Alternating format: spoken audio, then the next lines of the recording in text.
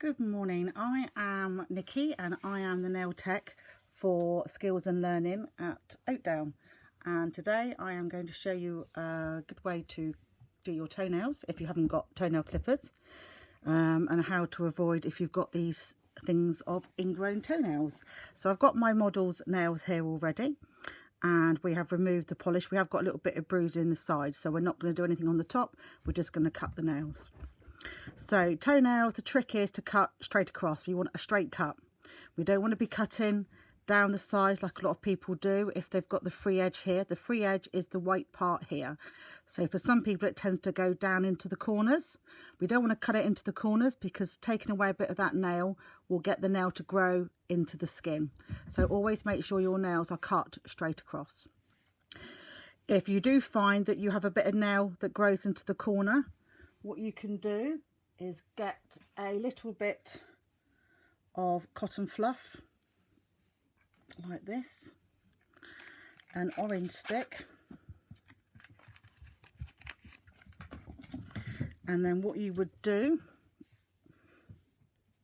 is you would push this underneath the nail, and that would then lift the nail up and stop it from going into the skin.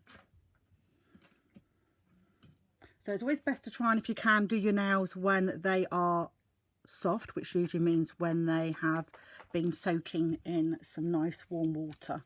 So if we just lift up your feet just so I can get better for you. Okay, so we literally are going to file across. I've got quite a firm file here and we are going to go across the way. Make sure you don't catch underneath your nail, and we are literally going to file all the way across. You don't have to get rid of all of the free edge, because if you do you might have quite tiny nails underneath, and that way you won't have any nails to paint all pretty. So we are literally filing those across, and then if you just bevel over the top of the nail, that will stop any splits that's going on there.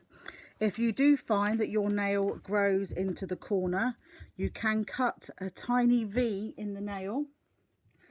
So I'm not going to do it here, but if you could do like cut a tiny V like that into the nail, then what will happen is your nails will grow to join and almost fix itself, and that will bring them out of the side. So what I will try and do is hopefully is find a family member who has got an impacted nail and do that for you. So we are just filing across. If you're painting your nails, always put a base coat on. This will protect your nail,